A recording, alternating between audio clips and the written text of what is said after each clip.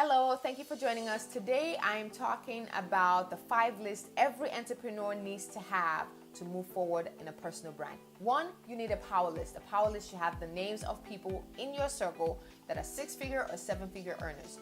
2, your family list should have a list of family members who are supportive of you, that are going to keep being supportive of you as you move along. 3, your entrepreneur circle. Those are people with like-minded views like you, have their name, email, phone number, all accessible to you in your list. And 4, you need a wish list. List of 5 to 10 people who you want to get to know and build relationships with in the next year. And 5, your tribe list. That is typical of your newsletter, your mailing list. This is the list of all the people that can support you in your journey. I hope this is helpful, and I look forward to you using those lists to build and support your personal brand. Take care.